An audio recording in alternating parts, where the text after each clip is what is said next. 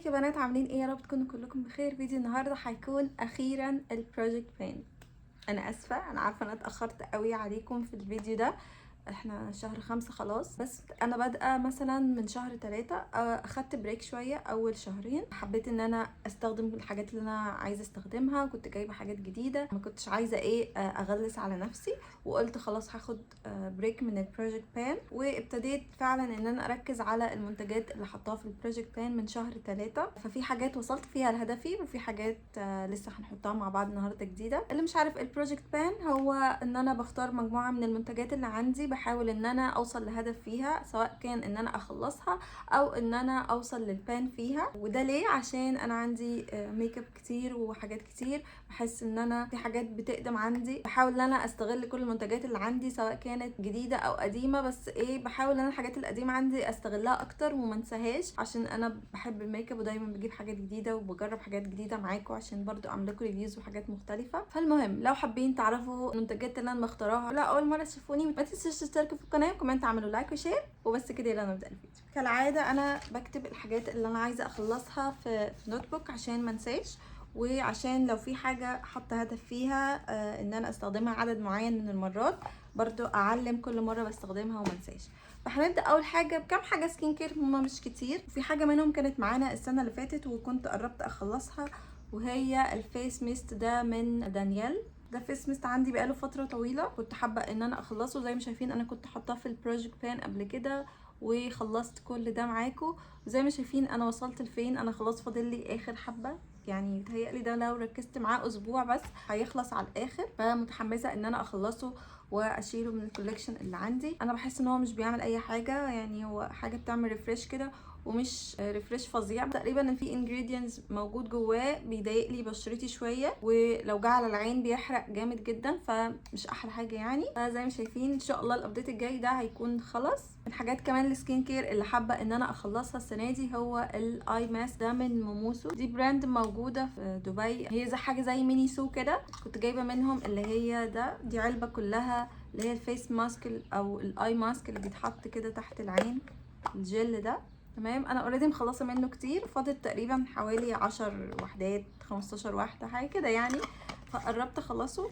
هو بقاله عندي فتره، فحابه ان انا اخلصه قبل ما يبوظ وينشف. ده كان فيه 60 واحده، فانا استخدمت منه كتير قوي. ان شاء الله السنه دي ده يكون خلص. انا كل اسبوع كده بحاول ان انا افتكر واحط منه واحده تحت عناية، مش بعمله يوميا او بشكل يومي. ده المفروض ان هو بالروز ووتر، وترطيبه متوسط، مش حلو ومش وحش، يعني في النص بس تمام. واخر حاجه في السكين كير واللي انا حطاها هي الليب بالم دي، اللي هي الالوفيرا. كانت طالعه ترندي قوي من كام سنه كده، كان كل البنات بتجيبها، فطبعا انا جبتها عشان اجربها. دي بقى انا مش حاطه ان انا اخلصها، بما ان انا كنت ركناها وبقالي كتير قوي ما استخدمتهاش، حبيت ان انا ارجع استخدمها تاني. انا مش عارفه هي فين، اهي. حطيت هدف ان انا استخدمها 10 مرات. انا اسفه ان في صوت حاجه بتزن بره، بس معلش. المهم اوريدي انا استخدمتها 5 مرات، فاضل لي 5 مرات. الراجل اللي بيعمل حاجه بره ده مش هيسكت، فاتمنى ان الصوت ما يكونش طالع، وبعتذر لو في دوشه، بس عشان انا قاعده جنب الشباك. المهم نرجع تاني للالوفيرا. ده شكلها من جوه، هي لونها اخضر كده، ولما بتتحط على الشفايف بتدي لون فوشيا. يمكن انا مش بستخدمها كتير لان هي بتدي لون فوشيا قوي قوي، فبحط منها حاجه بسيطه، حاسه ان هو مش باين عليها ان انا مستخدماها اساسا. ممكن اعمل لكم سواتش كده منها، بصوا يعني اول ما بحطها بتبقى شفافه، ولما تسيبيها شويه بتبدا تبقى بينك كده. ندخل بقى على الميك اب. انا حاطه 2 كونسيلرز السنه دي عايزه اخلصهم. اول واحد وهو ده من بريتي باي فلورمر، واوريدي انتوا عارفين ان انا شلت الستوبر منه وفاضل منه حاجه بسيطه، يعني ممكن ده شهر ولا حاجه ويخلص. يعني هي لسه بيطلع، يعني الكونسيلر نفسه لسه فيه في الجناب كتير. بصوا يعني انا طلعت الفرشه، بصوا طلعت قد ايه. فبجد الستوبر دي بتوقف ان انتوا تطلعوا المنتج كله. فلو انتوا عندكم منتج بتحبوه واوريدي حسيتوا ان هو فضى، شيلوا الستوبر، هيفرق معاكم، هيطلع كميه كتيره جدا. فان شاء الله ممكن شهر او شهرين بالكتير ويكون ده خلاص. الكونسيلر التاني اللي انا حطاه هو ده من كاتريس، اللي هو اسمه وان دروب كفرج ويتلس كونسيلر، واوريدي بدات استخدمه ومعلماه. يعني بحاول ان انا استخدم ده شويه واستخدم ده شويه عشان ما ازهقش. فاستخدمت منه حبه، مش كتير قوي يعني، بس تمام يعني، نقص شويه. وبيتهيألي يعني ان شاء الله ده على اخر السنه برضو يكون خلص. ده من الكونسيلرز اللي انا بحبها جدا جدا جدا، حابه ان انا اخلصه قبل ما يبوظ او حاجه، لانه عندي بقاله فتره برضو. هو حاليا غامق عليا حاجه بسيطه، فبيتهيألي في الصيف هستخدمه اكتر من كده. البرايمرز انا حاطه البرايمر ده من نمبر 7 اللي هو اسمه اير براش اواي برايمر سيليكون كده شويه، بس ده انا مش حاطه ان انا اخلصه، بس ده من البرايمرز الحلوه، ولكن انا ايدي مش بتيجي عليها كتير، فقررت ان انا احطه في البروجكت بان وهستخدمه 15 مره، واوريدي استخدمته 6 مرات، فيعني ايه قربنا نوصل للهدف شويه. متحمسه ومبسوطه ان انا استغليته، وكل ما استخدمه بحس ان هو حلو، ببقى مش عارفه ومستغربه انا ما بستخدموش ليه. اوريدي انا مستخدماه النهارده وحطاه في الاماكن اللي هي عند التي زون هنا وهنا، منعم لي جدا شكل البشره او شكل المسام، فحلو قوي. من الحاجات اللي انا ايدي ما بتجيش عليها كتير وعندي بقالي كتير هو الكريم شادو ده من براند اسمها جاست جولد. دي كنت جايباها من دبي من زمان، ويعني للاسف انا مش عارفه بتتباع فين. ده درجته زيتي كده تحفه. الاي شادو نفسه خطير، وبصوا البيجمنت بتاعته خطيره ولونه يجنن، ولكن انا الالوان دي مش بستخدمها بشكل يومي.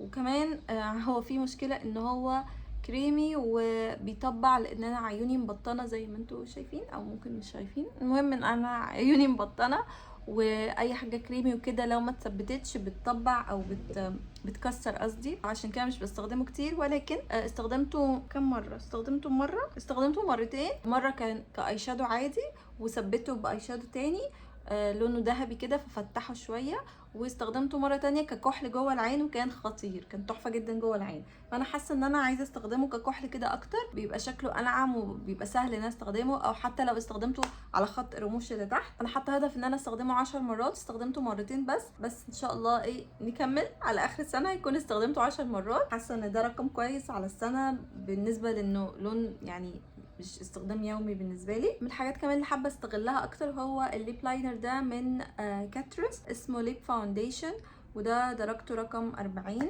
ده من الحاجات اللي بدأ ينشف، فحابه ان انا استغله. ده درجته غامقه زي ما قلت لكم، هو بدأ ينشف، عشان ان انا احدد بيه شفايفي لازم احط مرطب او حاجه تخليه يجري شويه، لانه بدأ يبقى غلس شويه في ان هو يتحرك، وكمان كل شويه يتكسر. عايزه احاول اخلصه بس ما اعتقدش ان انا هخلصه يعني. حتى هدف ان انا استخدمه 15 مره، استخدمته تقريبا 9 مرات، وحابه استخدمه 15 مره، وبعد ال 15 هحاول بقى احدد اذا كنت عايزه اكمل واخلصه او هركنه بقى واشوف حاجه تانية، لانه بصراحه غلس زي ما بقول لكم، بقى ناشف شويه وبيضايقني شويه لما اجي احطه. لكن هو في الاول ما كانش كده، كان بيجري وناعم وكان ثابت جدا، وهو اوريدي ثابت يعني. بصوا لما بعمل كده ما بيتحركش من مكانه، فهو الكواليتي بتاعته حلوه، بس هو يعني نشف مني للاسف. كمان من القلامه اللي انا حطاها مش فاكره حطيتها السنه اللي فاتت ولا لا، بس حطيت كمان الايلاينرز دول من اسنس عشان استغلهم واستخدمهم برضو، ايدي مش بتيجي عليهم كتير.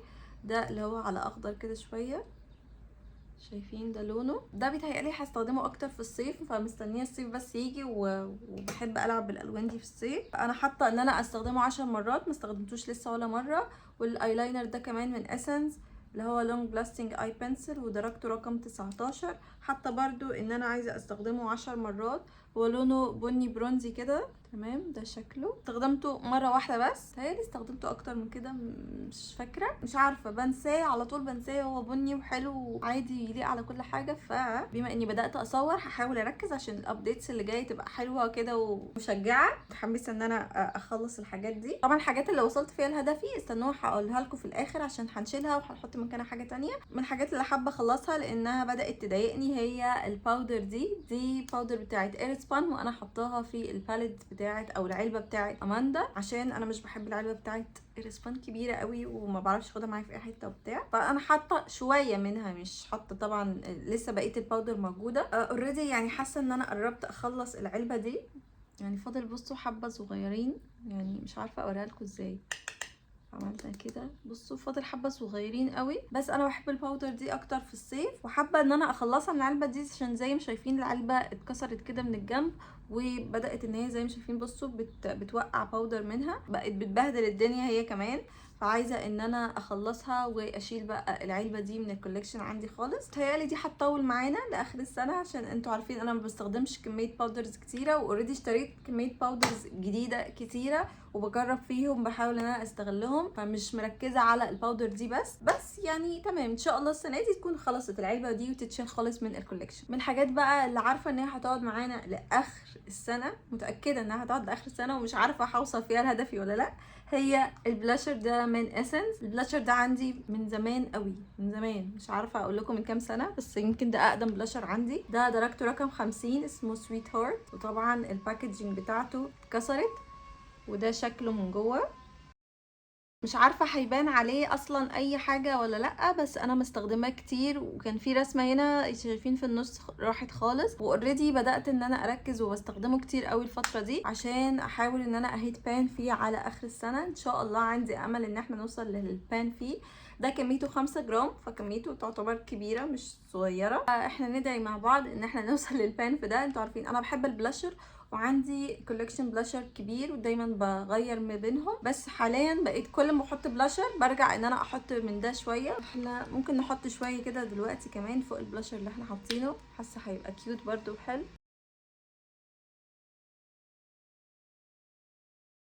مش هيقول لا، هو ناعم قوي وفاتح، فيمكن دي ميزه من الميزات اللي فيه، ان انا اقدر احطه فوق اي بلاشر مش هيبقى شكله اوفر، بيدي تاتش بينك كده ناعم قوي. متحمسه ان انا اوصل للبان في البلاشر ده. وبس دي الحاجات اللي انا حطاها ولسه ما وصلتش لهدفي فيها. ندخل بقى على الحاجات اللي انا وصلت لهدفي فيها ومبسوطه جدا جدا. اول حاجه كانت الهايلايتر ده من فوريفر 52، ده درجته رقم 4، ده برضو عندي بقاله كتير، وده شكله مش عارفه هيبان ولا لا. انا الاول كنت حاطاه في بروجكت قبل كده ووصلت للبان في اللون ده، والمره دي حطيته وكنت هدفي ان انا اوصل في الدرجه دي.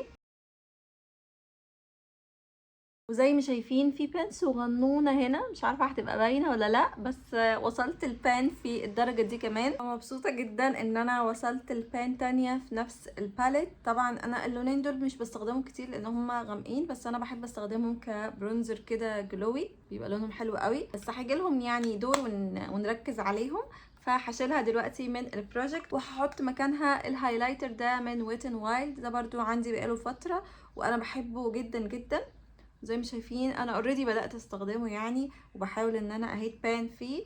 طبعا هو لسه مش باين اي حاجه، بس هو باين ان انا مستخدماه، لأ كنت حاسه في الاول ان هو مش باين ان انا مستخدماه كتير. فان شاء الله نوصل للبان في ده، وابقى وصلت للبان في كذا هايلايتر عندي في كوليكشن، ودي حاجه حلوه وبسطاني ان انا يعني ايه بروتيت كده في الكوليكشن اللي عندي وبستغل الحاجات اللي فيه. ده شكله حاليا، عشان ان شاء الله الابديت الجاي يكون فيه بان. واخر حاجه هكلمكم عنها هي الباليت دي من NYX. دي باليت ليبستيك اللي هي اسمها ذا نودز، وده شكلها. وزي ما شايفين وصلت للبان في الدرجه دي. اوريدي كان عندي بان في الدرجه دي كنت حطاها في بروجكت قبل كده، وصلت بان جديده في الدرجه دي استخدمتها كتير جدا عشان اوصل للبان. فمبسوطه جدا ان الباليت باين عليها ان انا مستخدماها. الاول ما كنتش عارفه هستخدم لون ايه او هركز على انهي لون، فكنت بستخدم الالوان كلها لحد ما اقرر ايه اللون اللي انا عايزه اوصل فيه للبان المره دي، لحد ما وصلت ان انا حابه اللون ده كنت بستخدمه على طول، ايدي بتروح عليه، فقلت خلاص يبقى هو ده اللون اللي هركز عليه. وفعلا وصلت للبان. زي ما شايفين هي بان برضو مش كبيره قوي، بس يعني هو غويطه الحته الحفره دي. مبسوطه جدا ان انا وصلت للبان في حاجه كريمي، خصوصا ان انا جايبه بلاشر كريمي كتير السنه دي، واوريدي طالبه كمان 2 أو 3 بلاشر جداد كريمي برضو. مش عارفه السنه دي طالبه معايا حاجات كريمي كتير، مع اني ما كنتش يعني عايزه اجيب حاجات كريمي كتير عشان بخاف انها تبوظ. بس مبسوطه ان انا استغليت الباليت دي، هي عندي بقالها فتره وانا مش بحبها قوي على شفايفي. هي روش كريمي عادي يعني، مش حاجه فظيعه، مش ثبات قوي وكويسه يعني، بتروح مع الاكل والشرب عادي. انا بحب استخدمها اكتر ككريم بلاشر، بيبقى ثباتها عالي على الخدود وبتخلي البلاشر عموما يبقى ثابت اكتر. حاليا هسيبها بقى شويه تستريح لاني هلكتها، وحابه ان انا اخلص الليبستيك ده من بورجوا، هحطه مكان الباليت دي بتاعت NYX. ده عندي برضو بقاله فتره كتيره، دي اللي هي درجته رقم 10. وزي ما شايفين ده شكله، لان انا شايله الستوبر منه بقالي فتره وحاسه ان هو بدا ينشف، فعايزه ان انا اخلصه. طالع ان كل اللي جوه ده ليبستيك، مش ده لون الازازه ولا حاجه،